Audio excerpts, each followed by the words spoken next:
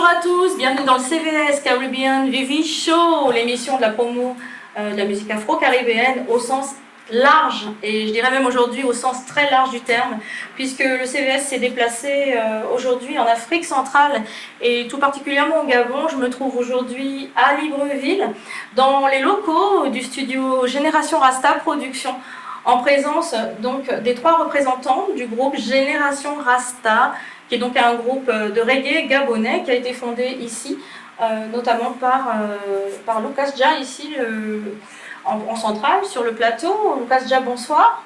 Et ça, bonsoir. Merci de me recevoir dans vos locaux. C'est un honneur pour nous de vous recevoir ici au Gabon. Bonne arrivée déjà. Merci infiniment. Merci pour cet accueil. Je vous parlerai du Gabon un peu plus tard. Mais on continue la présentation des membres du plateau ici. Donc nous avons ici Donald Ras-Donald. Rastafari, yes, et merci encore. Hein. Et puis Lex Dja qui est ici à ma droite. Dja, Rastafari. On rend grâce à Dja pour vraiment cette visite, pour cette émission. Bon, eh bien, en tout cas, merci à vous qui nous suivez. Je vous invite à rester branchés, bien évidemment, tout au long de cette émission, parce que nous allons non seulement vous présenter le groupe Génération Rasta, parler du label de production Génération Rasta Production, et de la culture reggae Rastafari. Restez bien branchés, vous allez apprendre de très bonnes choses. Et puis moi, je vais vous parler aussi un petit peu de mes affinités avec le groupe Génération Rasta et la communauté culturelle du Gabon. Alors, en tout premier lieu, moi je voulais revenir avec vous sur le groupe Génération Rasta. Il a été fondé en quelle année, par qui, comment et dans quelles conditions ? Eh bien, le groupe a été fondé déjà depuis un moment, on va dire dans les années 2010, 2011, 2009 et tout ça. Bon. Et c'était fondé déjà par moi, et Donald, Lex et un autre frère qui était parmi nous, Ras Djavi.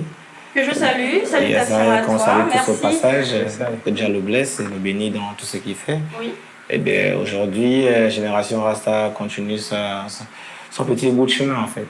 D'accord, mais sacré bout de chemin, parce que depuis que je suis arrivée ici, j'ai découvert votre univers. Bon, j'avais découvert aussi en amont, avant de venir au Gabon directement.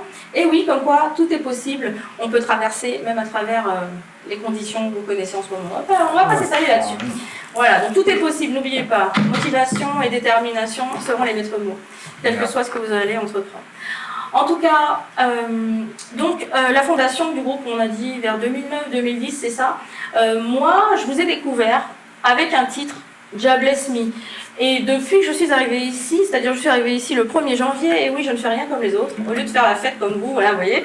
Ben non, moi, j'étais dans l'avion pour venir ici. Donc ça fait déjà plus de 2 mois que je suis ici, et je rends grâce parce que j'ai découvert beaucoup de gens, beaucoup de talents, et je tenais à vous présenter aujourd'hui l'univers de Génération Rasta. C'est très important, vraiment capital pour moi de faire cette démarche, parce que pour ceux qui ont suivi les émissions du CVS, en tout cas, on va dire durant la dernière année du CVS, eh bien, j'ai beaucoup mis l'accent, c'est vrai, sur la culture Rastafari, sur le reggae, Nyabinghi. Et d'ailleurs, je salue tous mes amis qui sont devenus mes amis maintenant, mes frères et sœurs de par le monde, de la communauté Rastafari. Cette émission, je vous la dédicace. Voilà. Et donc, en fait, en venant ici, moi, je tenais quand même à vous dire ce qui m'a vraiment touchée. C'était Dja Bless Me. C'était dans Dja Bless Me, c'était donc cette pureté des choses, je dirais, chez vous. Cet esprit de fraternité, cet esprit de solidarité et l'amour que vous mettez dans les choses que vous faites. Alors, j'ai découvert aussi, en venant ici, que c'est souvent cette chanson-là que les gens reprennent dans la rue. Je me promène, j'entends... Alors j'ai eu l'occasion effectivement de me trouver en présence des artistes ici présents dans des lieux publics. Et les gens se souviennent de cette chanson qui a été créée, je crois, en 2014, hein, c'est ça ? Ouais. Voilà. Donc, 7 ans plus tard, on est encore sur ce titre qui fait vibrer. Alors, moi, je vais vous proposer de l'écouter tout à l'heure en acoustique avec l'accord des artistes. Mais juste avant, je voulais revenir sur une petite chose avec vous. parce que je sais que vous n'avez pas forcément commencé dans le reggae au départ. Je crois qu'il y a parmi vous des gens qui ont commencé dans le hip-hop, le rap, ces choses-là. Yes, sir. Euh, De 2006 déjà, on a commencé par un groupe qu'on appelait à l'époque Black Unit. On était à 6. On a tous commencé dans le hip-hop. D'accord. Et qu'est-ce qui a fait que vous êtes passé du hip-hop au reggae? Bon, moi je dirais c'est d'abord la volonté de Jah, ce qui a permis que nous laissions la musique de Babylone pour rentrer dans sa louange. Alors attention, la musique de Babylone, on va pas se passer les susceptibilités, la musique c'est... Bon, nous on est des rastas, on parle toujours comme ça, oui. sans verser quelqu'un quoi. D'accord, Voilà. d'accord. Donc Jah qui a permis qu'on puisse passer du hip-hop au reggae. Quand on passe du hip-hop au reggae, est-ce qu'on change aussi de vie, d'état d'esprit du coup? Oui, parce qu'on on adhère dans une nouvelle philosophie. Ce qui fait qu'on ne peut pas rester la même personne. D'accord, je comprends. Donc il y a toute une évolution en fait, c'est un chemin à accomplir, c'est ça? Un long chemin, un parcours de combattants, de soldats. Ah oui? Voilà, donc ce qui fait qu'on a adhéré dans le reggae. Et on a fait la connaissance d'un de nos vieux pères qui nous a vraiment inspirés dans le passé et qui a permis qu'on puisse adhérer parce que c'était, pour nous, c'était un génie dans la musique, dans ce qu'il faisait. D'accord. Voilà. Donc, le vieux Didier Descocailles. Didier Descocailles, salutations à toi, merci pour l'enseignement. Il a joué un rôle, je peux dire, dans ce sens-là. D'accord. Ok. Voilà. Rastafari, hein, et bon, déjà on va rendre grâce à Jah de cette bénédiction de nous avoir guidés dans les Rastafari déjà. Bon, déjà, ce qui concerne un peu la rencontre avec les frères, c'est vrai que bon, moi je n'ai pas commencé la musique, que ce soit dans le hip-hop, que ce soit dans d'autres musiques. Moi j'ai directement adhéré au reggae parce que je commence à aimer le reggae, je peux beaucoup aimer le reggae. D'accord. Et du coup, je me dis, bon, ok, c'est bien, je vais faire du reggae. Et ensuite, la culture Rastafari aussi s'est installée, quoi. D'accord. Pas... Merci. Lucas, pour toi, ça s'est passé comment le passage entre du hip-hop au reggae? Qu'est-ce que ça représente pour toi, ce passage-là, dans ta vie d'artiste? Ben, ce que je peux dire, c'est que c'était déjà très enrichissant de passer d'un style de musique à un autre. Et tout ça, c'est là, en fait. On va dire qu'on va rendre grâce à Jah pour avoir eu cette expérience. Oui, d'avoir fait un tour dans le hip-hop. Aujourd'hui, ça nous donne certaines capacités dans le reggae pour développer aussi nos styles de reggae, approfondir. Parce qu'on va dire déjà que toutes ces musiques-là viennent du reggae. Voilà, le hip-hop, le rap, ça vient du reggae. Donc, c'est pas nouveau. Le reggae a toujours été là. Donc, aujourd'hui, c'est pas étonnant qu'on quitte du hip-hop au reggae. Qu'est-ce qu'il y a dans le reggae que vous ne trouviez pas dans les hip-hop? Bon, le reggae c'est une musique déjà, il faut préciser les choses. Le reggae, c'est une musique déjà mystique. Et la musique des Rastafari qui nourrit déjà notre esprit et notre âme, hein, pour retourner même vers cette connaissance des choses, de l'univers, quoi. Donc je crois que voilà pourquoi plus l'accent sur le reggae, quoi. Yes, ben, c'est que le reggae a de plus que les autres musiques. C'est déjà comme le frère disait, le reggae est une musique spirituelle. Ben, le reggae est une louange. Et le reggae, en un mot, comme on dit, c'est la musique du roi, comme le disait Bob Marley. Le reggae, c'est la musique du roi, ça veut dire que c'est une musique qui est là, c'est pour adorer Jah, c'est pour louer Jah. C'est une musique aussi qui est là pour dénoncer ce qui ne va pas. C'est une musique qui ramène les gens dans la droiture, dans la justice, ramener la paix. C'est une musique d'amour. C'est en cela que le reggae a des facultés, des capacités à dépasser les autres musiques, puisque le reggae est la seule musique qui peut réellement unir un musulman, un chrétien, un franc-maçon, n'importe qui. Peu importe ta religion, tout le monde aime le reggae, tout le monde pratique cette musique. Donc, et elle est pratiquée de par le monde. Donc, on a vu que le reggae était vraiment la musique de la lumière, la musique qui peut toucher plus de gens, parce qu'on est aujourd'hui, on est au Gabon, voilà, au plus profond de l'Afrique, en Afrique centrale. Voilà. Donc, on veut exporter notre musique, on veut exporter notre message, notre culture dans le monde. Le reggae, c'est la musique qu'il faut pour faire ce travail. Alors bon, ça c'est mon observation personnelle, mais sauf erreur de ma part, j'ai l'impression qu'il y a encore beaucoup de travail à faire ici en termes de reggae et de culture rastafari, parce que j'ai pas eu l'impression d'avoir vu beaucoup de rastaman. Est-ce que c'est peut-être parce que je les ai pas rencontrés, ou est-ce qu'il y a un travail à faire encore ici, au Gabon? Il y a encore un grand travail à faire au niveau du Gabon ici, parce que, bon, de par notre culture, beaucoup ne considèrent pas la culture rastafarienne, beaucoup ne considèrent pas le mouvement Rasta. C'est que quand on voit un Rasta, on le considère directement comme un fumeur de chanvre, comme un raté, un vaurien, mais ils ne cherchent pas à comprendre et à savoir pourquoi. Quel est le but que ceux-là sont en train de poursuivre dans ce qu'ils font. C'est ça? Voilà. Donc, nous, on est là pour valoriser la culture, de parler d'Éthiopie, de parler d'Haïlé Sélassié, de parler de Marcus Garvey.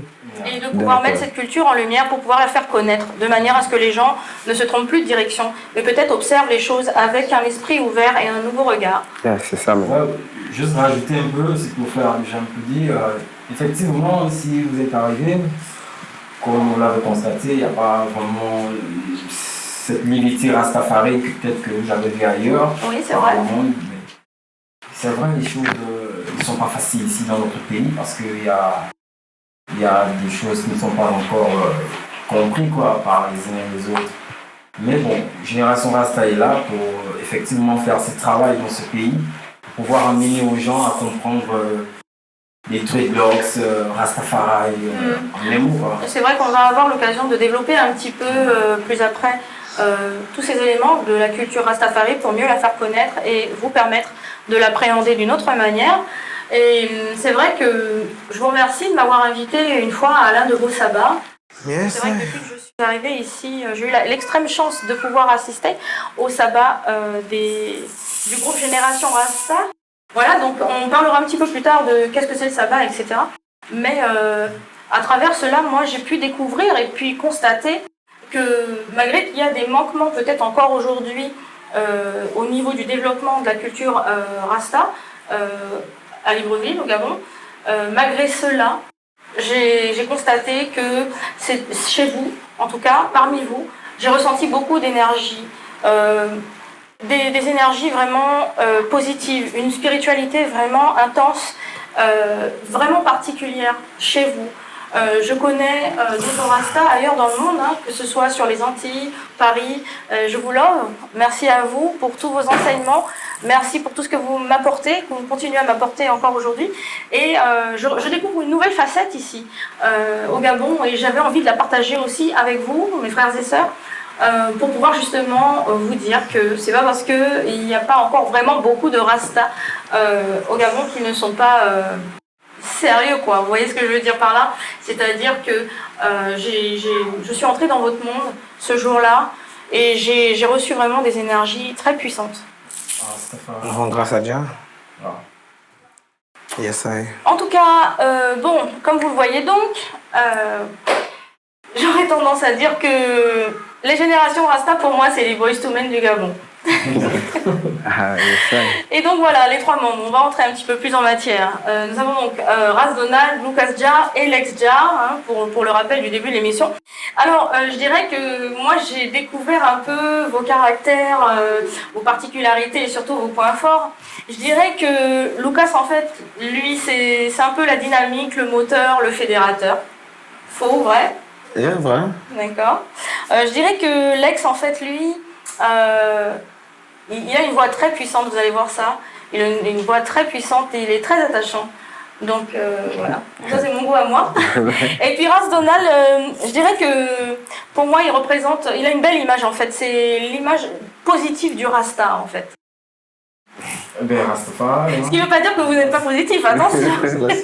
Voilà, il a fallu que je découpe un peu tout ça. Donc c'est, en fait, là où moi je veux en venir, hein, à travers mes petites blagues que vous connaissez bien, là où moi je veux en venir, c'est concernant la cohésion du groupe, votre fonctionnement, cette énergie qu'il y a entre vous, cette fraternité, cette chose qui vous soude, qui vous unit là, et qui moi me donne des frissons chaque fois que je vous écoute, ou chaque fois que je suis à votre contact, je vois qu'il y a vraiment, vous êtes un seul quoi. Ayana et quoi, c'est un peu ça.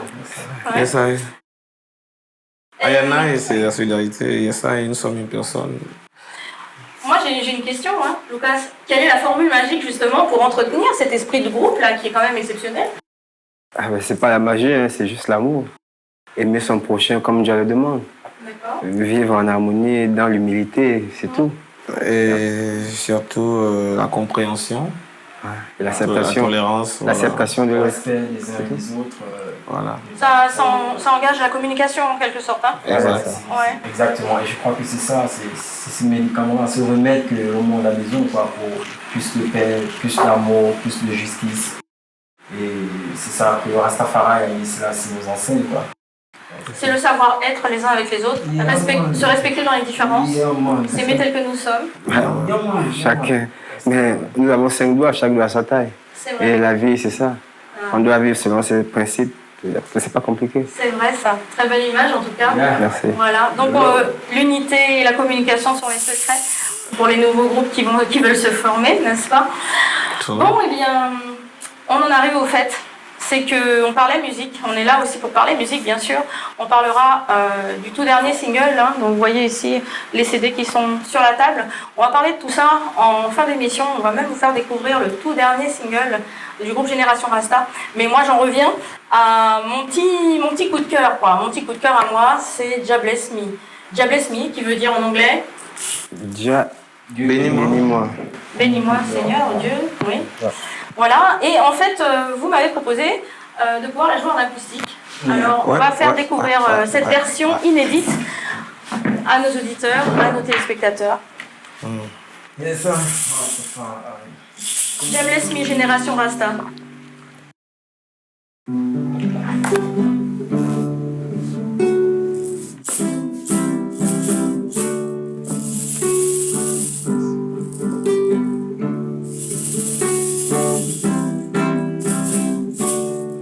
Jah Jah, Jah Jah, yeah. Jah Jah, oh Lord, Jah Jah, King Selassie, Jah Jah, guide me, protect me, say King Selassie, bless me.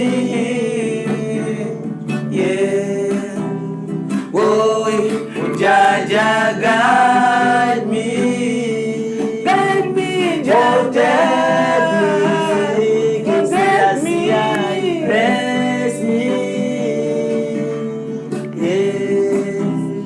Oh, tu es mon bouclier, tu es la force qui me permet d'avancer. Almighty Jah, quand tout le monde veut me rabaisser, c'est toi qui viens me relever, oh Jah Jah. Tu es ma forteresse, mon trésor, la seule image royale de mon histoire, oh Jah Jah. Tu es le lion conquérant de la tribu de Juda. Et on vient à Zanzan, Yéji, Moses Andatona, Unkan, Zama et Volo. Oh Jah, guide me, protect me, say King Selassie, bless me, yeah. Oh Jah, guide me, Jah Jah, protect me, bless me.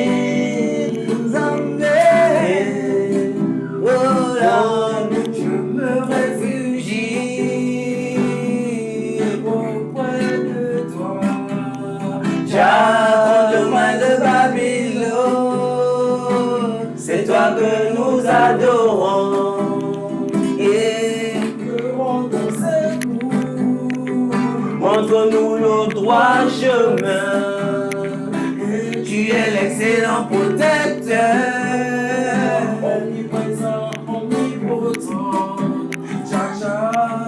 Tu es le lion conquérant de la tribu de Juda.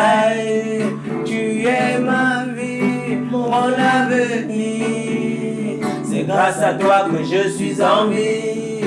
Éternel Jah, c'est avec toi que je retrouverai ma foi. Zambé, éternel Jah, j'irai partout. Oh lui chanter des merveilles. Éternel Jah, je chanterai toujours. Pour ton salut, Jah Jah guide me. Protect me, say King Selassie, yes me. Yeah. Oh, Jah Jah guide me. Let me protect me. Bless me.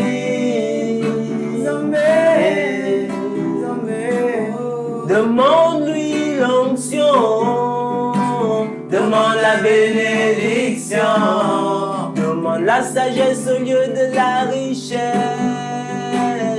car cela est éphémère. Mais d'autres pour faire des guerres, des assassinats, des meurtres, le sang des innocents qui ne fait que brûler.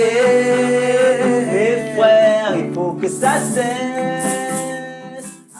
Waouh, Jah bless me, Génération Rasta, merci, grâce à vous, frisson garanti, la chair de poule.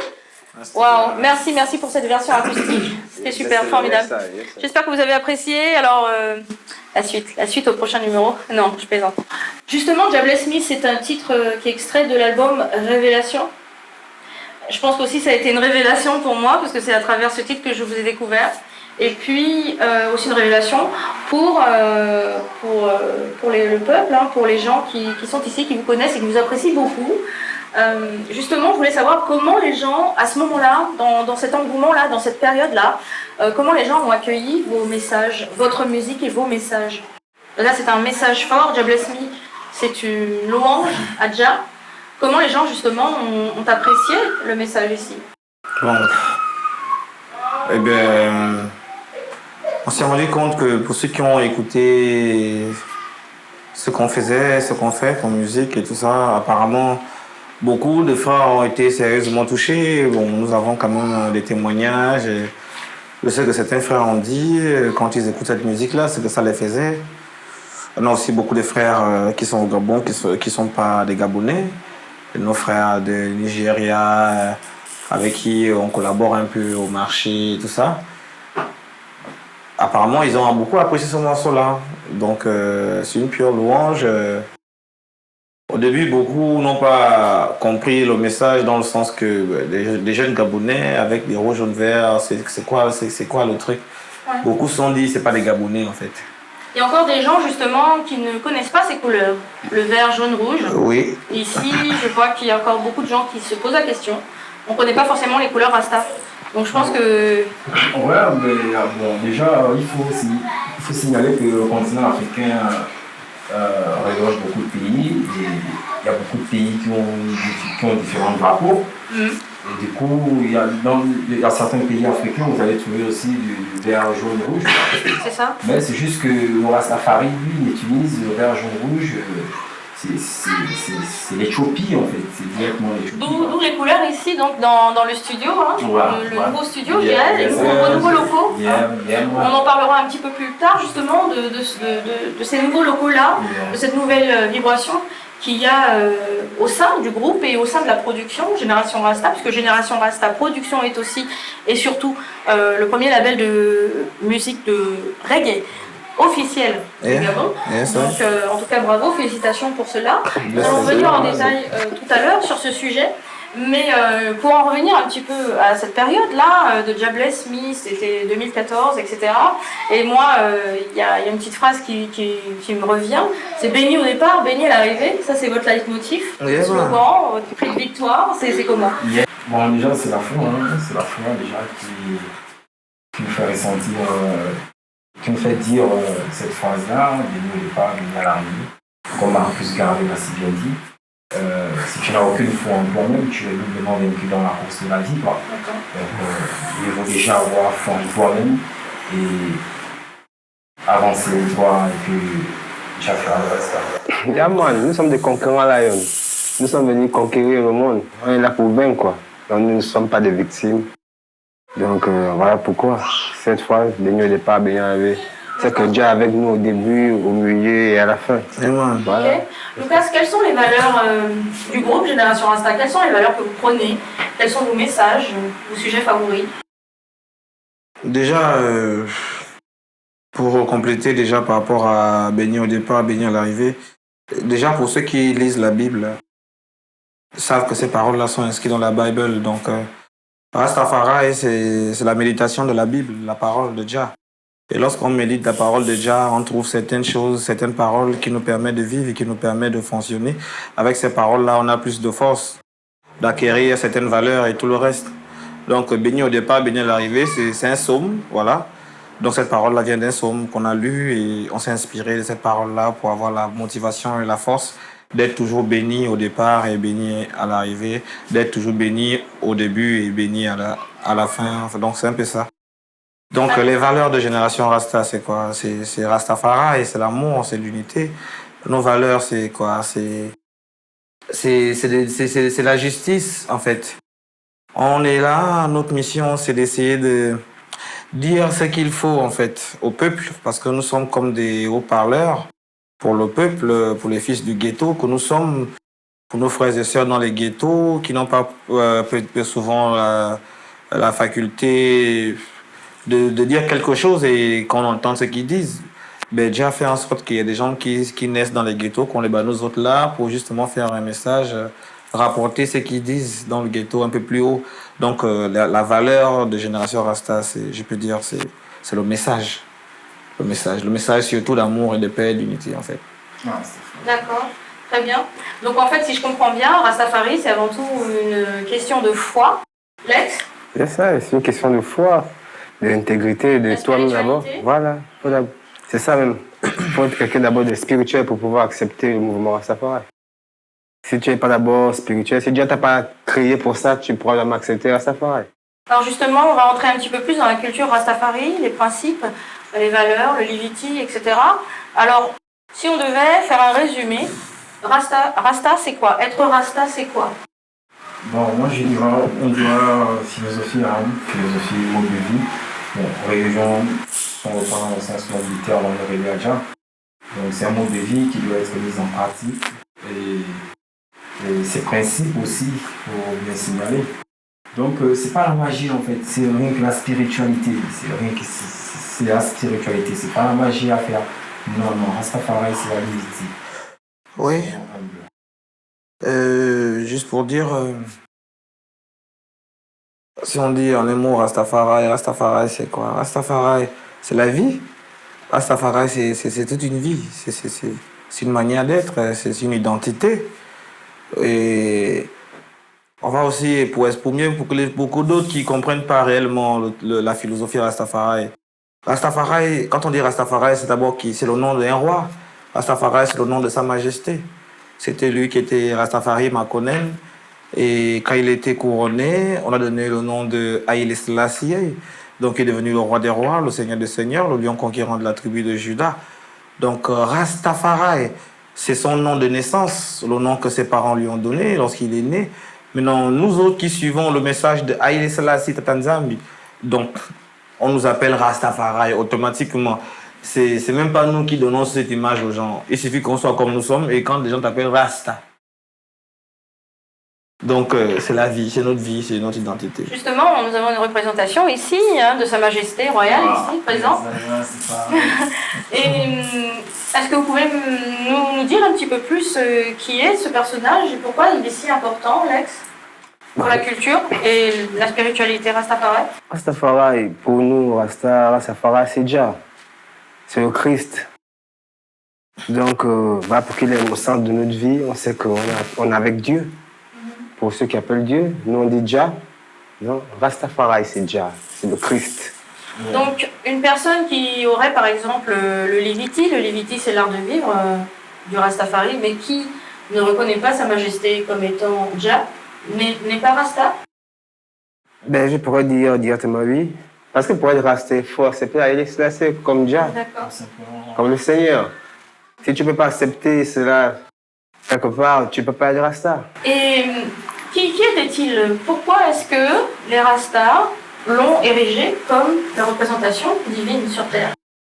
Qu'est-ce qui fait que, à travers son comportement ou la personne qu'il est, qu'est-ce qui a fait que les Rastas peuvent penser cela de Sa Majesté? Bon, déjà, il faut dire qu'il y a toute une histoire là-dedans. Hein. Oui. Déjà, Sa Majesté, Haïlé Selassie, Jah Rastafari, il était le 225e roi. Donc, descendant de la lignée du roi Salomon et de la reine de Saba. La petite histoire que l'on peut apprendre au peuple. Oui. Donc, déjà, Haïlé Selassie, sa prophétie, son couronnement, je veux dire, sur la terre d'Addis Abeba en Éthiopie, a été prophétisé par Marcus Garvey dans les années 1920. Voilà.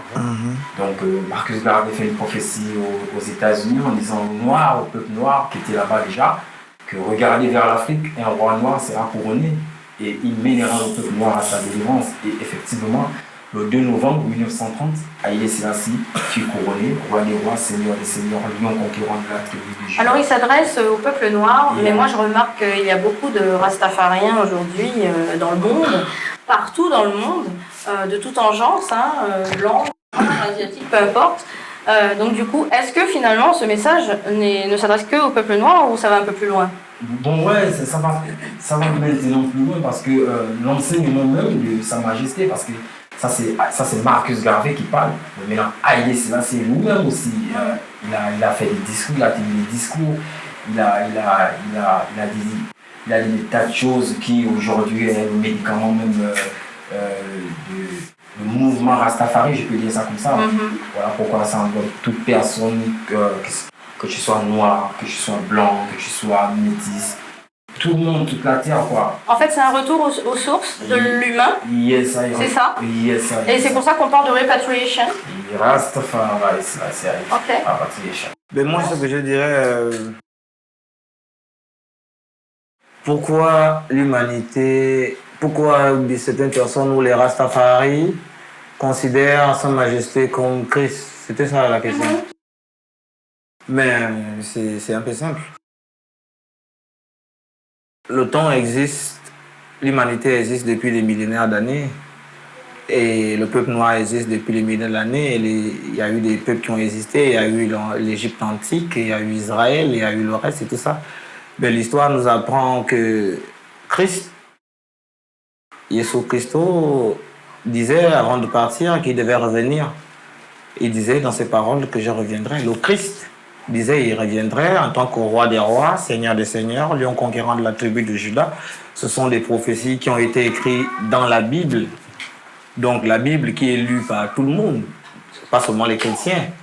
Donc tout ce beau monde-là qui ont fait des recherches bibliques et qui ont justement appréhendé cette prophétie-là. Mais les gens cherchent et c'est comme ça que beaucoup ont fait des prophéties, comme le frère parlait de Marcus Garvey en Amérique qui a prophétisé un évangéliste, Marcus Garvey à son époque orthodoxe, qui disait que regardez vers l'Afrique, un roi noir sera couronné, cet homme-là sera le Christ, le Rédempteur, le Sauveur, le Paraclet, l'Esprit du bien, le Prince de la paix, pour venir justement amener la paix dans ce monde. Et les gens ont analysé le couronnement de Sa Majesté en 1930 et on a remarqué que tout ce qui était écrit dans les livres s'est réalisé en Éthiopie. Et le couronnement de Sa Majesté a été un couronnement, l'un des couronnements, on va dire le couronnement africain le plus popularisé, médiatisé, parce que là, il y avait près de 72 nations qui étaient présentes. Et nous sommes à une époque où l'Afrique était une colonie, à part l'Éthiopie et quelques pays, la Libye et le reste, qui étaient un peu déjà dans un certain système, mais le reste de l'Afrique était vraiment colonisé. Donc, Sa Majesté, qui était roi africain, à cette époque-là, l'Afrique est rabaissée et on voit un roi noir se couronne. Et là, toutes les nations sont présentes, l'Angleterre, la France, toutes les nations. Et tout le monde s'est incliné devant le roi des rois. Prophétie encore réalisée, parce que dans le livre d'Ésaïe, il nous dit que un fils nous est né et le gouvernement est sur son épaule.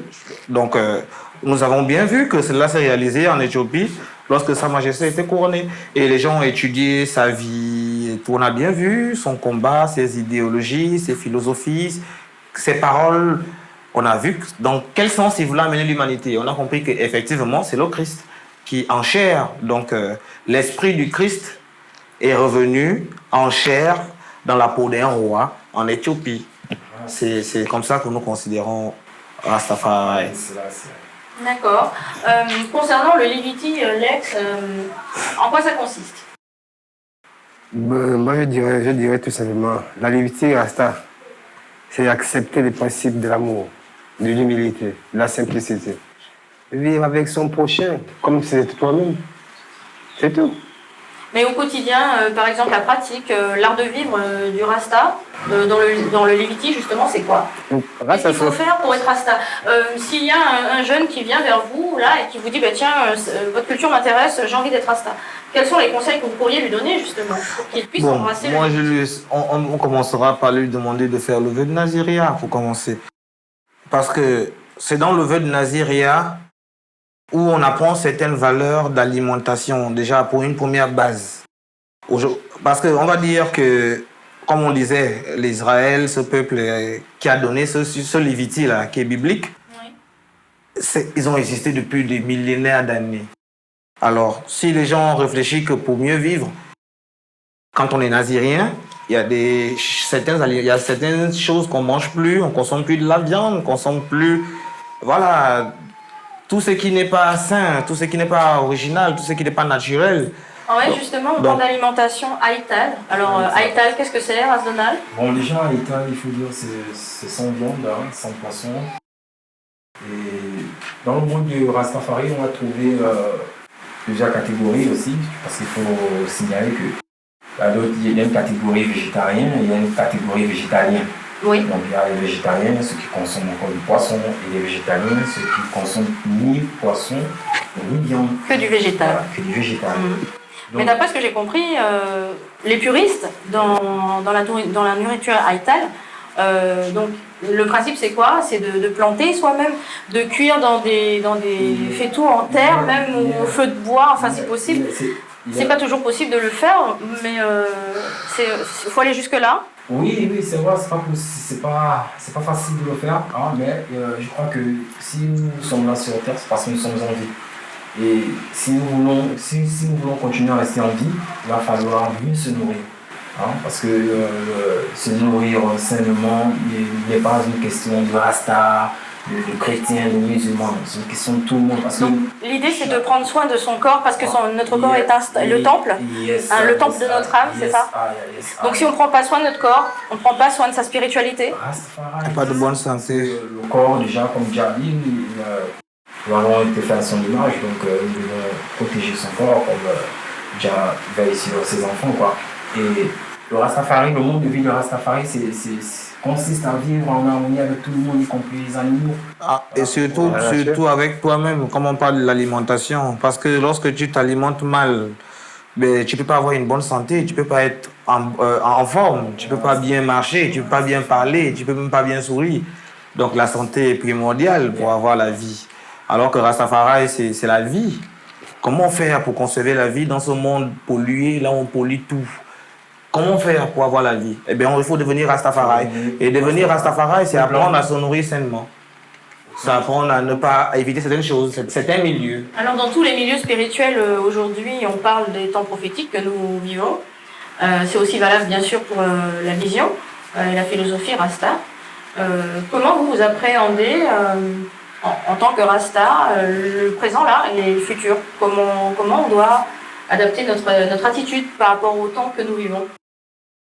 Avec déjà, s'il faut parler de climat, je vais rentrer un peu dans le climat, avec le monde, avec toutes ces calamités, tout ce qui se passe à ce moment, nous devons préserver la nature. Nous devons préserver la vie sur cette terre parce que c'est la seule terre qui nous reste, on n'a pas de terre de rechange. Si on se met à la détruire, bon, donc qu'est-ce que nous laissons en héritage à nos enfants? Donc on doit changer notre comportement, notre manière de vivre, de faire, et d'essayer de produire des choses qui ne nuisent pas à la nature. C'est tout. D'accord. Et voilà pourquoi déjà, hein, il faut aussi signaler que nous la détruisons de manière inconsciente ou inconsciemment. Parce que on s'est dit, par exemple, bon, ok, je vais acheter une bouteille d'eau et prendre cette bouteille et jeter n'importe comment, tu vois. Donc déjà là, l'homme contribue à la destruction de la nature, mais ça, on s'en rend compte, quoi. Donc c'est pour dire que protégeons la nature, comme le frère l'a déjà assez bien dit, nous devons la préserver, parce que c'est notre mère, la terre, c'est elle qui nous berce, c'est elle qui nous soigne, et c'est elle qui nous enterre aussi, n'oubliez pas. Donc, et n'oubliez pas de la préserver, la famille. D'accord. On parle de spiritualité. Moi, je vois ici, nous avons donc un exemplaire du Kebra Negas, qui est l'un des ouvrages de référence pour vous, les Rastas. Donc, quelles sont les autres références que vous avez?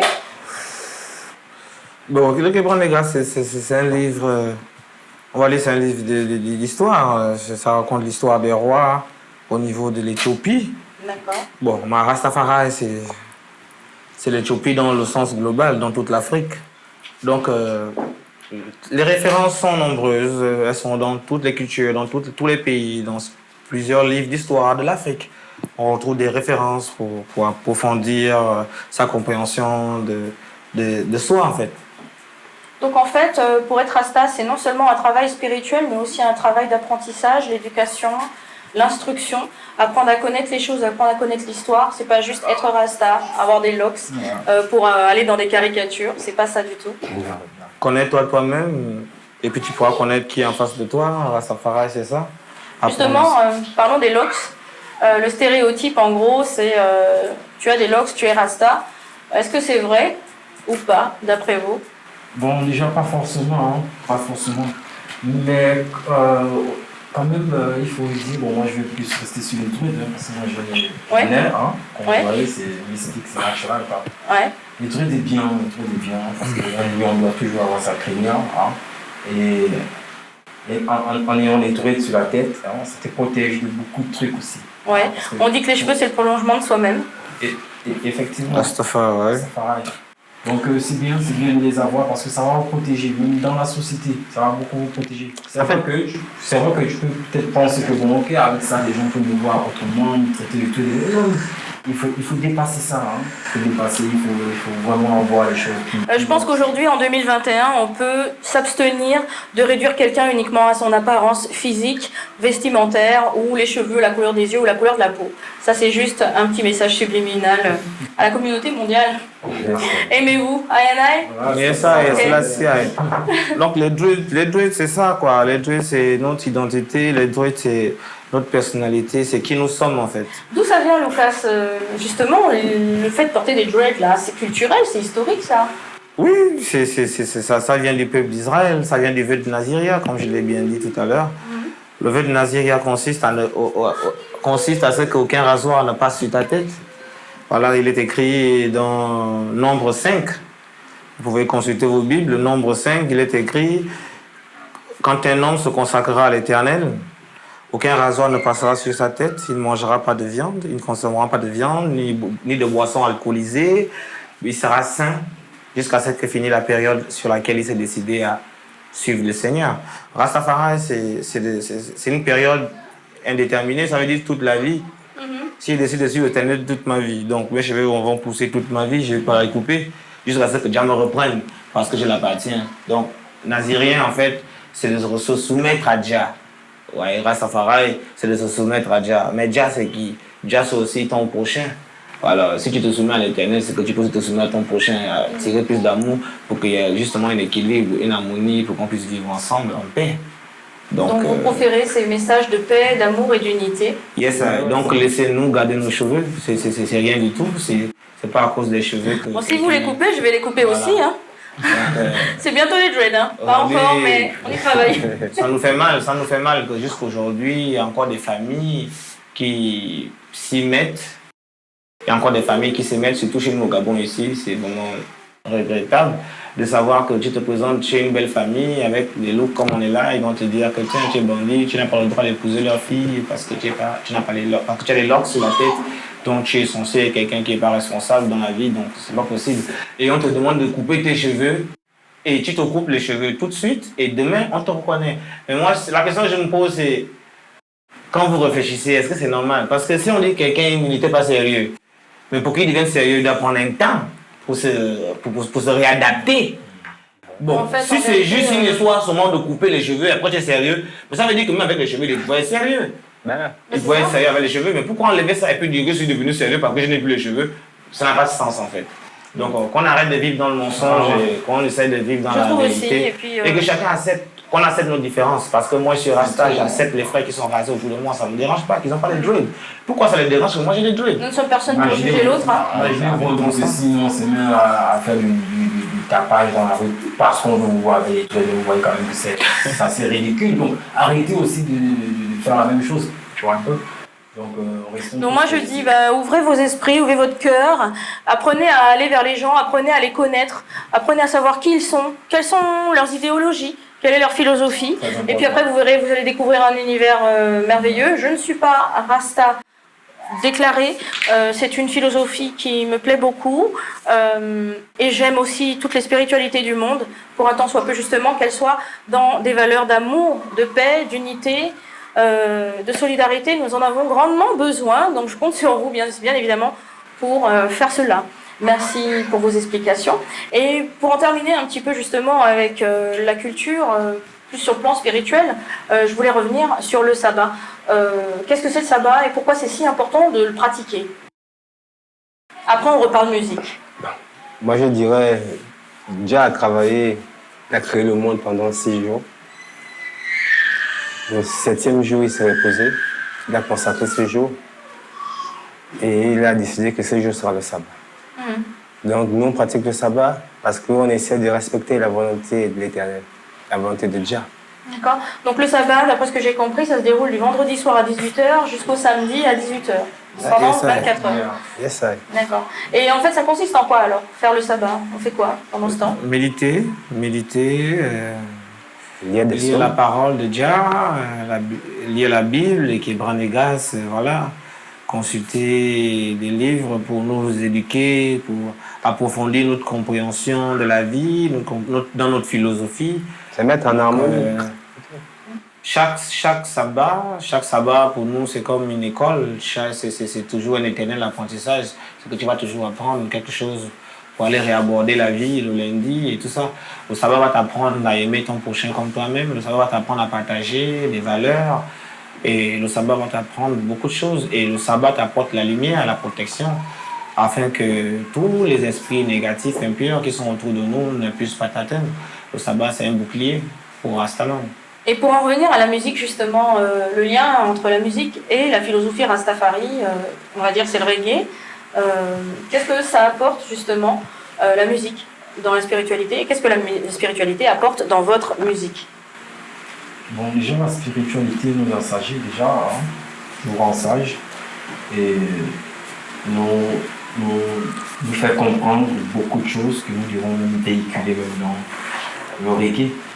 Pourquoi le reggae existe? Parce que nous devons dire des choses qui doivent arranger, être en accord, je veux dire, avec la société, nos sociétés que nous vivons aujourd'hui. Pourquoi nous transmettons ce message dans le reggae et même dans le Nayabingi. Le Nayabingi aussi déjà qui est une musique, même qui est une musique Rastafari, le Nayabingi. Et c'est de là où revient le reggae. Le reggae revient du Nayabingi. Oui. Le Nayabingi, on le joue beaucoup aussi dans le jour des sabbats. Ouais. Où les Rastas se retrouvent pour louer l'Éternel. D'accord. Donc je crois que c'est un peu ça. Ok. La particularité du groupe Génération Rasta, c'est qu'ils avancent aussi le fait qu'ils sont bantous. Et moi, je voulais vous poser la question, comment on peut faire coïncider la culture Rastafari et la culture bantou? Est-ce que ce n'est pas indissociable? Et au contraire, ça s'enchevêtre parfaitement? Comment ça se passe? Comment est-ce qu'on peut être à la fois un Rasta et un bantou? Moi, si je dois dire quelque chose, je dirais Rastafari, la culture Rastafari, le mouvement Rastafari s'est développé dans les îles, en fait. On va dire en Jamaïque et dans les îles là-bas. Mais à prime abord, la culture Rastafari est une culture africaine au départ. On va dire c'est une culture déjà de la nation d'Israël. Eh bien, nous les Bantous, nous sommes des Israéliens antiques. Voilà, nous sommes des Israélites antiques. Et nous, les Gabonais, nous sommes la 10e tribu d'Israël. Nous sommes les Benjaminites. C'est nous qui avons traversé le Jourdain et avons trouvé les Gabaonites, qui sont justement les Pygmées, nos voisins, que nous avons trouvés sur la terre de Gabaon. Le Gabon, son nom antique, israélite, biblique, c'est Gabaon. Quand les Portugais sont arrivés, ils ont dit Gabao. Il y a d'autres qui sont arrivés, les Français aussi sont arrivés, ils ont dit Gabon. Mais sinon, le nom de cette terre, c'est Gabaon, la fameuse cité de David. Alors là, ce n'est plus de la spiritualité ou de la religion, c'est vraiment des faits historiques. C'est des faits Il s'agit de historiques. l'histoire du Gabon même. Voilà, je dis ça pour ramener les gens à comprendre que quand nous, les Bantous, nous pratiquons Rastafari, c'est pas comme les autres. Nous sommes vraiment le sang qui coule dans nos veines, c'est le même sang qui coule dans les veines d'Abraham. Donc en fait, Génération Rasta et vos amis qui vous entourent, principalement vous, les membres du groupe, vous n'avez pas été prendre la culture de Jamaïque et la ramener ici au Gabon. C'est pas comme ça du tout, n'est-ce pas?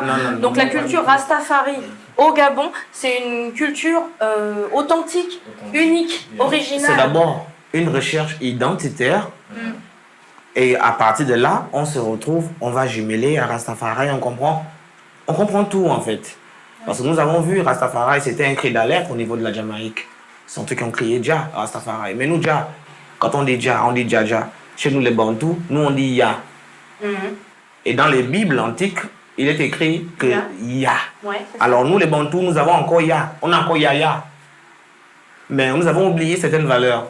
Aujourd'hui, Rastafari, comme le disait Bob Marley, Rastafari, c'est comme le journal. C'est des choses qu'on ne t'apprend pas à l'école, mais que tu vas découvrir dans le reggae. Voilà pourquoi cette musique est très importante pour le Gabon. Pour que les Gabonais découvrent les secrets de leur pays qu'ils ignorent. Et c'est les Rastas qui vont dire ça à haute voix. Pour dire qu'effectivement, si on nous dit, moi je suis fan, mes ancêtres ont toujours dit, bien sûr, Égypte. Bon, beaucoup de Gabonais savent que nous venons d'Égypte. Mais comment nous sommes venus d'Égypte? Donc si nous venons d'Égypte, qui nous sommes alors? Les Israélites. Qui nous sommes? Parce que la Bible, l'histoire te raconte que c'est le peuple d'Israël qui est venu d'Égypte. You know? De toute façon, il y a eu tous ces mouvements justement de peuples Exact. qui ont fait que le peuple bantou, qui est quand même très large, si vous regardez, vous vous documentez, vous allez voir que tout ce qui est Afrique centrale et une grande partie d'Afrique presque du Sud, en tout cas, là, c'est là où se trouve toute la communauté bantou. Il y a eu donc tous ces mouvements de population. Il y a eu une très grande immigration bantou en fait. Voilà pourquoi cette parole-là, elle est propagée de génération en génération. Justement pour que le peuple gabonais n'oublie pas que Biasso, Égypte, c'est le point de repère. En quoi est-ce que c'est important de savoir ça aujourd'hui? Mais si tu ne sais pas d'abord d'où tu viens, tu ne peux pas savoir où tu vas. Donc, on a besoin de savoir ça, se répéter ça pour garder nos valeurs. C'est avoir ses racines, ses fondements pour pouvoir avancer vers l'avenir. Voilà, c'est ça même. C'est très Faut pas oublier. important de savoir. Très D'accord. important.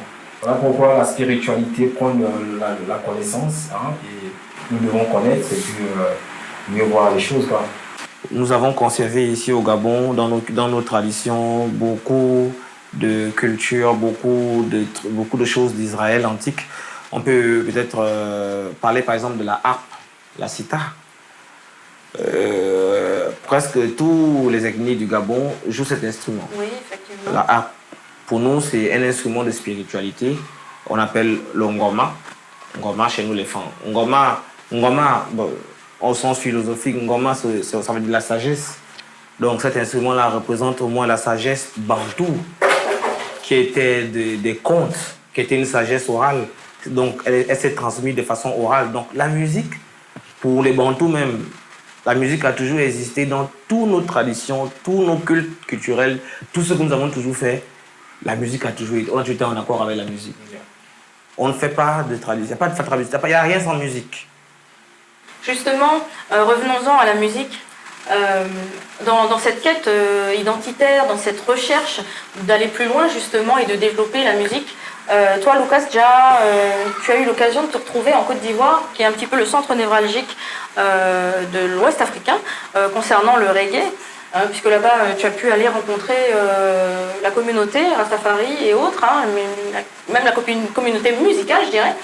Moi, je voudrais savoir qu'est-ce que tu en as rapporté, toi, comme avantage pour pouvoir aujourd'hui en faire bénéficier Génération Rasta. Qu'est-ce que tu as ramené ici au Gabon de cette expérience-là? J'ai appris beaucoup des aînés. Et j'ai appris beaucoup des dévanciers. J'ai trouvé là-bas, en Côte d'Ivoire, déjà au niveau de la communauté Rastafari. Et je rends grâce à Jah, que Jah a permis que je me suis facilement intégré et que les frères m'ont reçu à bras ouverts. J'ai participé à beaucoup de choses là-bas. J'ai participé à l'une des conférences Rastafari africaines, ouest africaines, on va dire.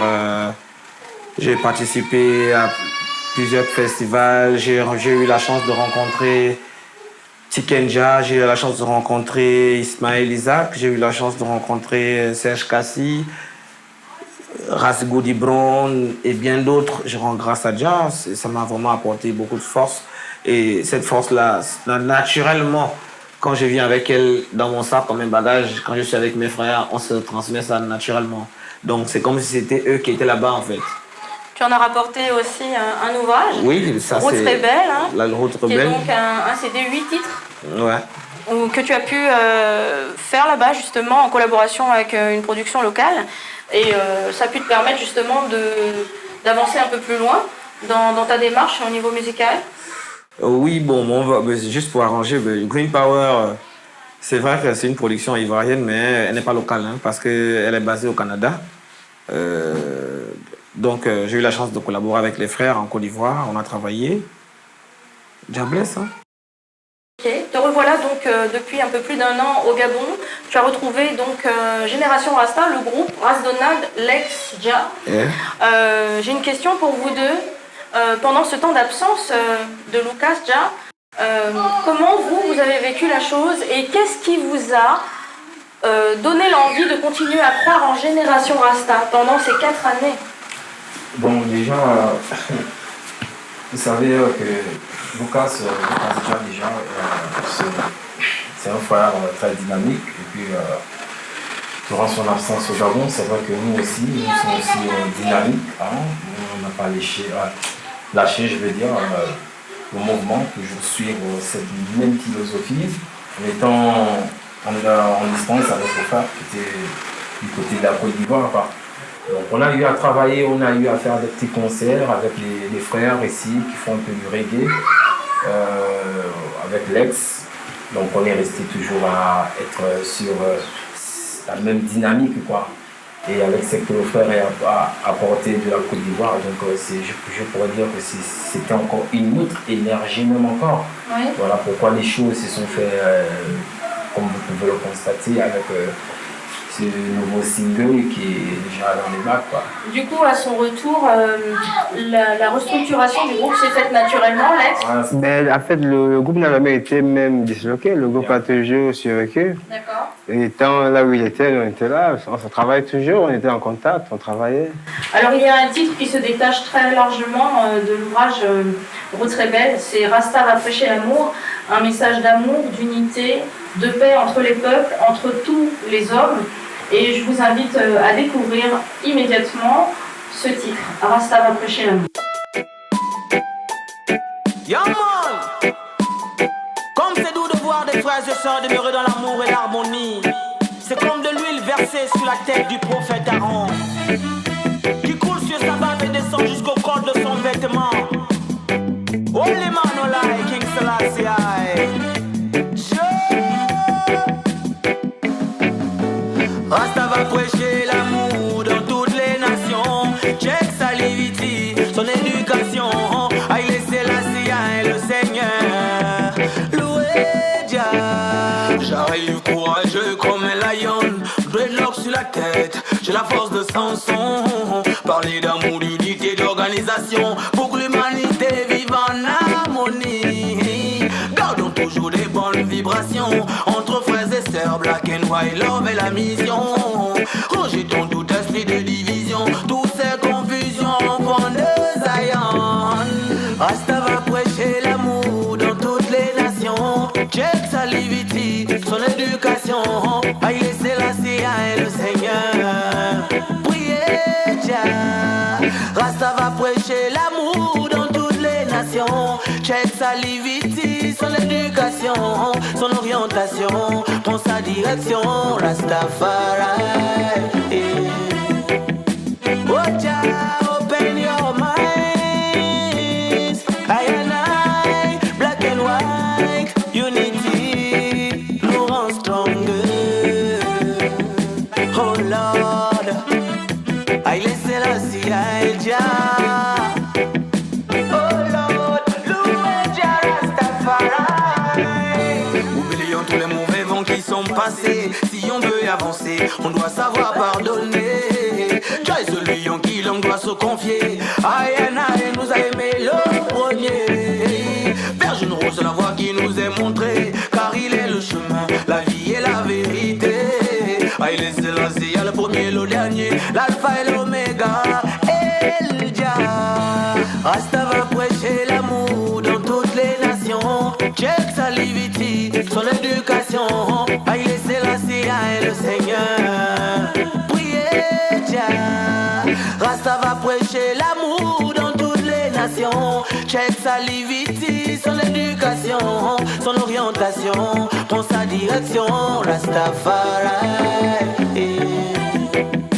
Oh Jah, open your minds. I and I, black and white, unity nous rend stronger. Oh Lord, I listen and see I Jah. Oh Lord, louez Jah Rastafari.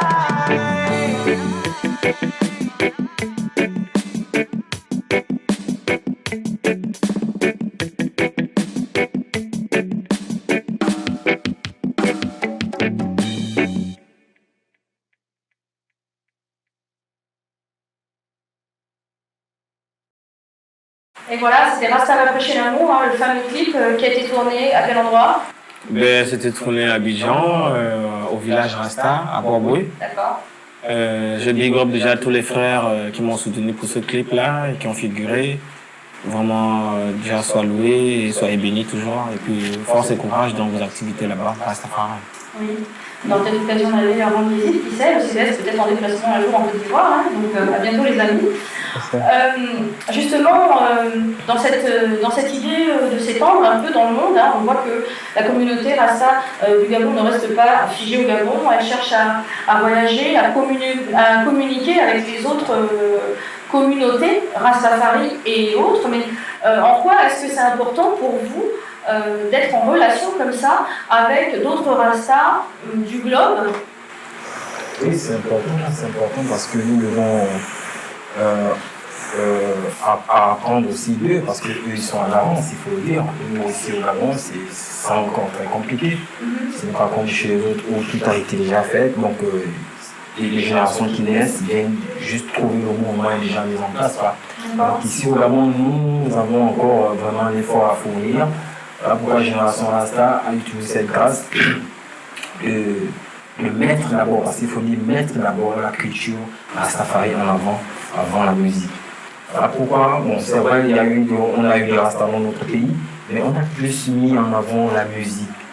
Et on a plus laissé le côté Rastafari, la spiritualité derrière, quoi.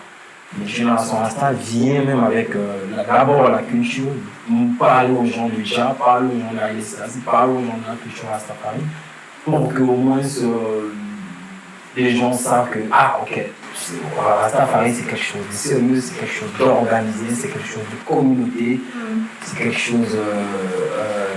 En fait, c'est toute une vie, comme on l'a si bien dit ici. Et moi, je voudrais ajouter que ensemble nous sommes plus forts. Oui. Donc on essaie de rassembler, d'être avec tout le monde et essayer de garder en énergie et en force pour que la mission de Jah puisse se faire. Parce que ce qu'on fait là, c'est pas pour nous, c'est pas parce qu'on veut devenir des stars, forcément, non, on fait ça parce qu'on est habité par un esprit qui nous dit qu'on a une mission. D'accord. À connaître la culture Rasta, parler de Jah aux gens, réellement, dire ce que des pasteurs d'aujourd'hui n'arrivent pas à dire, ou des prêtres, non, on doit dire ça aux gens. Voilà, et pour que Sa Majesté nous a appris à avoir l'esprit aventurier, voilà, pour acquérir des connaissances qui ne sont pas ici.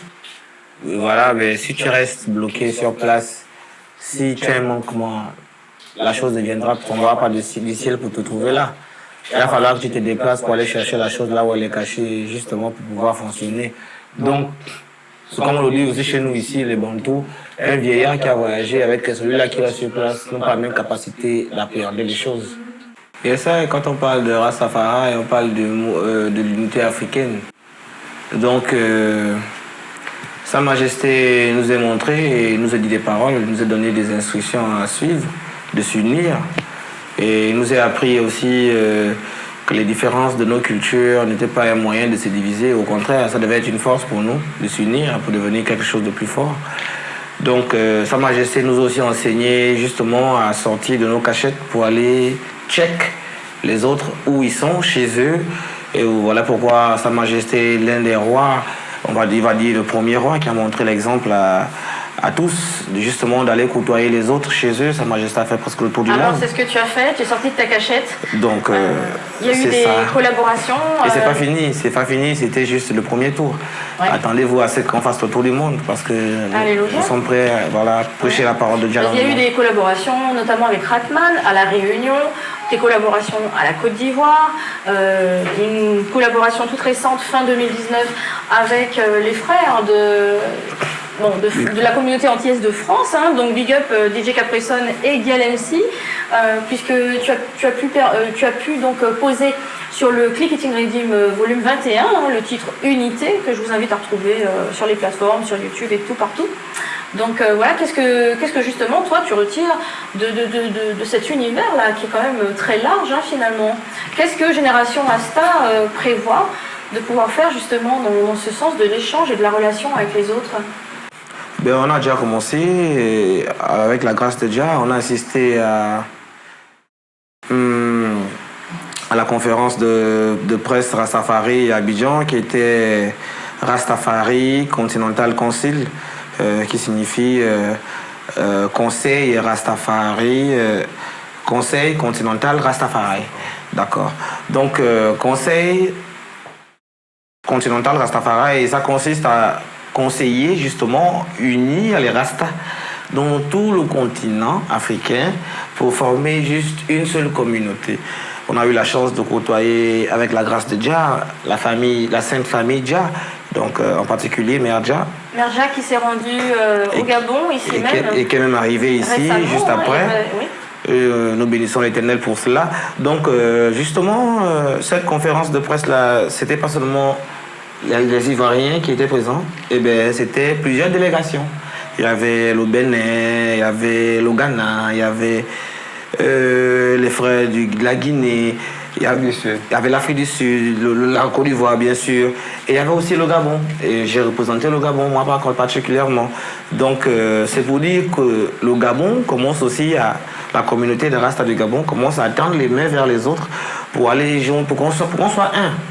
Donc à la longue, on préconise d'assister aux futures conférences, aux futures réunions qui vont se dérouler partout au Nigeria, partout dans le monde. Mais là, ça va être facilité puisque, il n'y a pas très longtemps, hein, il y a quelques semaines de ça, est né le premier label de reggae officialisé ici au Gabon, Génération Rasta Production. Oui.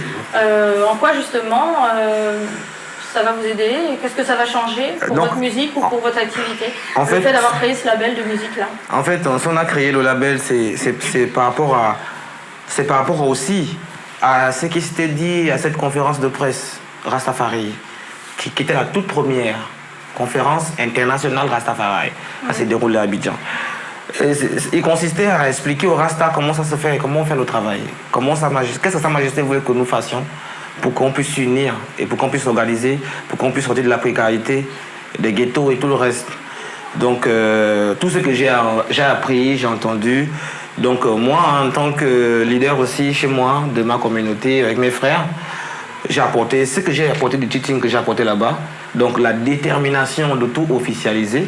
Parce que Rastafari, c'est pas seulement des choses qui restent dans le ghetto. Rastafari, c'est quelque chose d'international. Parce que ne vous étonnez pas que demain, les Rastas reprennent le commandement de beaucoup de choses. Parce que hier, c'était Rastafari qui était sur le trône. Dans Sa Majesté, on parle de roi. On ne parle pas des gens du quartier. On parle de Sa Majesté, on parle d'un roi, un empereur. Et c'est le plus grand d'Afrique. Donc, quand on parle de lui, c'est un respect total. C'est vraiment aberrant que ceux qui prônent la philosophie du roi des rois se retrouvent dans des situations de précarité et tout le reste. Donc, aujourd'hui, les Rastas ne sont plus comme ça dans certains pays. Grâce à l'organisation, grâce à tout ce qui est fait et qui est dit. Il y a des structures qui se constituent partout dans le monde. Exact. Donc nous, au Gabon, ici, on a réellement emboîté le pas. Vous avez commencé à mettre tout mettre en place, tout officialiser pour qu'on nous respecte aussi, en fait. D'accord. Et donc, ça. Bien, en tout cas, longue vie au label Génération Rasta Production. Justement, je me permets de présenter le tout dernier single de la production, justement, Génération Rasta Production. Yeah. Otabianomot, c'est en langue fan. Pourquoi avoir choisi d'écrire les textes dans 3 langues différentes? Vous allez forcément pouvoir trouver votre bonheur dans ce titre-là. Otabianomot, ça veut dire donc ne sous-estime personne, ne néglige personne, c'est ça? Et ça, C'est ça même. Ouais. Le message est clair, c'est quoi en fait? Qu'est-ce que vous racontez dans ce titre-là? nous sommes les enfants de Dja, ne nous sous-estimez pas. Il y a des choses qui viennent, il y a des choses qui vont se faire. En fait, en un mot pour dire que si l'Éternel a choisi le roi David, il était tout petit au derrière de sa famille lorsqu'il a été choisi pour devenir le roi David, qui était l'un des plus puissants rois de cette planète. Donc, c'est pour dire que l'humilité précède la gloire. Dieu peut prendre un tout petit pour faire de lui le plus grand.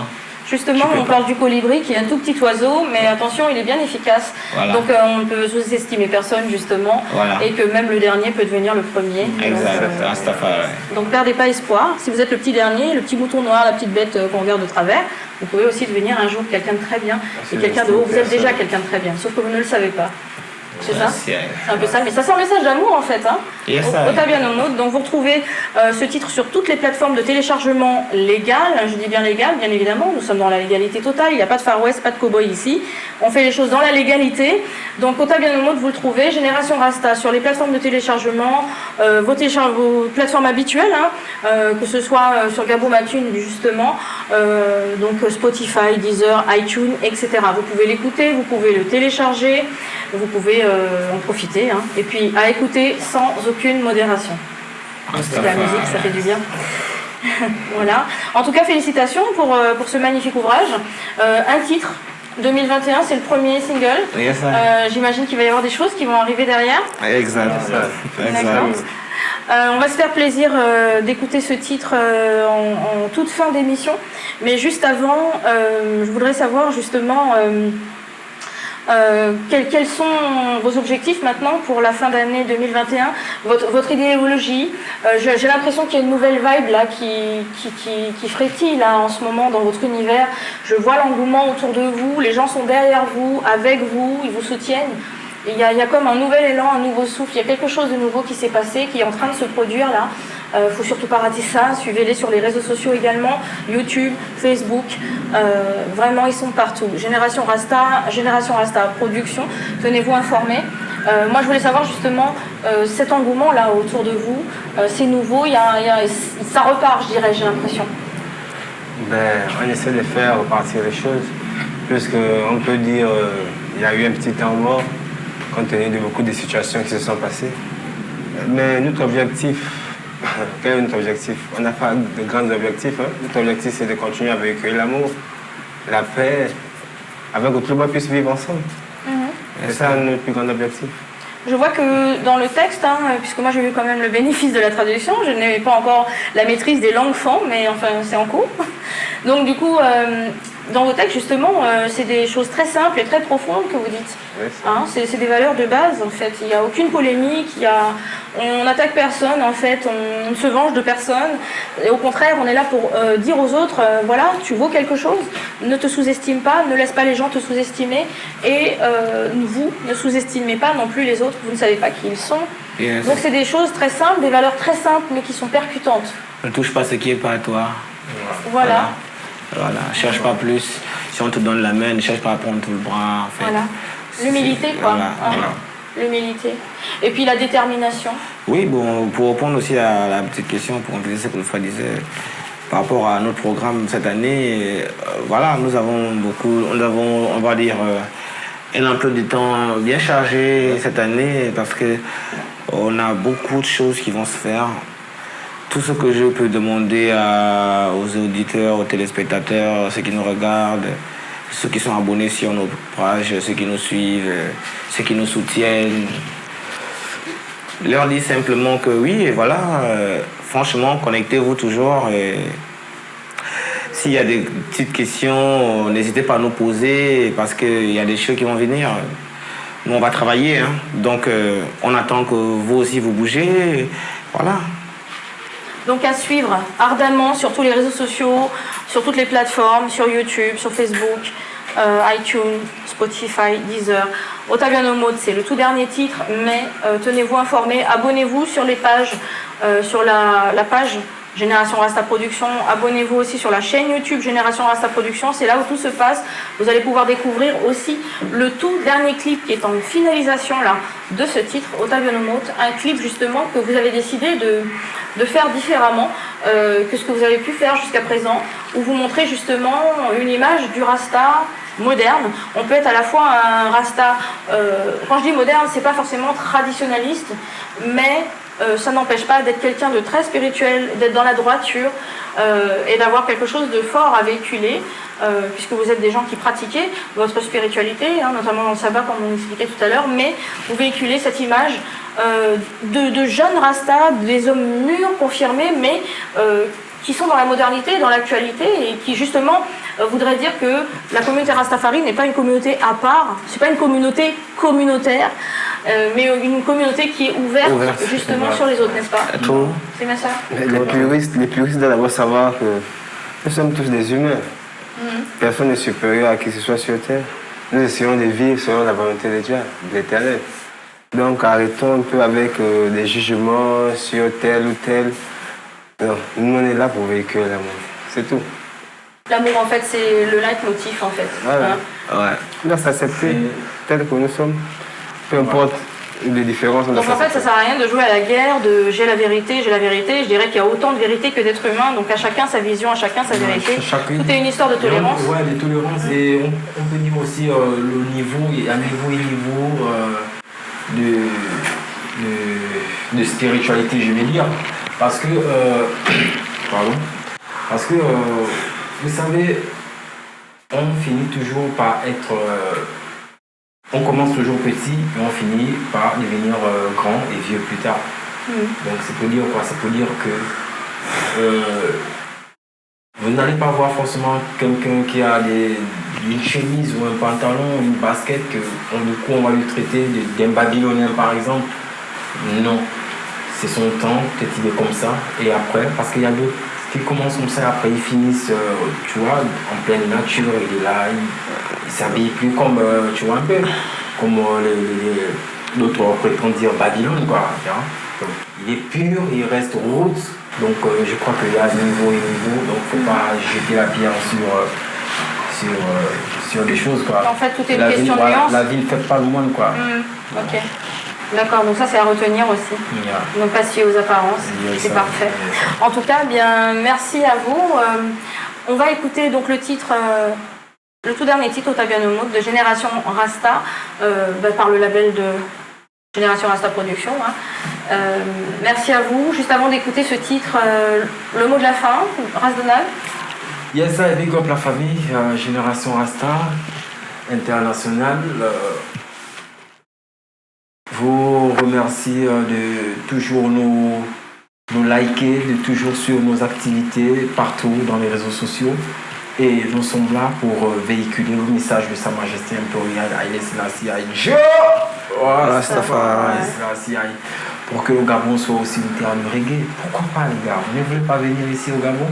Si, on va vous faire venir les gars. Voilà pourquoi Génération Rasta construit déjà ce village et pour que Ayana puisse venir, quoi. Big up la famille, on vous attend. Merci Ras Donald. Lex-Ja, le mot de la fin. Moi je dirais d'abord merci à CVS. Merci à toi, Vivi, parce que pour avoir fait le déplacement jusqu'à chez nous, venir nous interviewer ici. Merci à vous, c'est un plaisir. Ça plaisir. m'a vraiment chaud au cœur, vraiment. Donc merci beaucoup. Et je dirais one love à tout le monde, quoi. One love. et que l'amour règne, que la lumière soit. Lucas Dia, le mot de la fin. Amour béni, hein. Mon mot de fin, c'est juste que, bon, Génération Rasta Production, nous sommes là, désormais.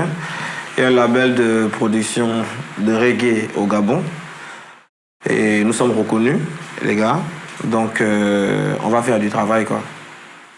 More love, respect. En tout cas, merci à vous, merci de m'avoir reçu, merci pour ce merveilleux moment passé ensemble, merci de nous avoir ouvert votre univers, et puis merci à vous de nous avoir suivis dans le CVS, cette émission très spéciale. Je vous invite ardemment à aller retrouver Génération Rasta Production sur les réseaux sociaux, YouTube, Facebook. Le titre Otabianomo, disponible sur toutes les plateformes de téléchargement légales, je dis bien légales, et restez bien informés. Venez découvrir l'univers Génération Rasta parce qu'il y a du nouveau qui va arriver dans pas longtemps. Voilà. En tout cas, merci à vous d'avoir suivi cette émission. Je vous big up tous. Et puis, bien sûr, vous connaissez le mot de la fin. Faites l'amour, pas la guerre. Pourquoi? Ben parce que la guerre, c'est moche. L'amour, c'est bon. À consommer sans modération, c'est comme la musique. Vive Génération Rasta et merci à vous. À bientôt. Oh, Stéphane. Merci, guys. Generation Rasta man a come again. Oh nana, oh mama, eh. Aboro, bitadia no suso, akala no ta. Yeah, e banya tale balo. Pesa mana Babylon system douanda mien. Oh mama, oh nino. Bitadia no suso, akala no ta. Yeah, e banya zame balo. Pesa mana Babylon system. Rastafari nyane nyingzam Ufamo yene bebe motelo ya banine Molumo sisa masmana zaldam Aile selasi anya uleman duanda mien yo Eningene mo bon biganem Otati ekelo amoye Sile tatanza manavo wakang mazono sile ja Aile selasi Manuel Marcos Aboro Bitadia no suso akala nunta Yeah, they want to tell Babylon system, one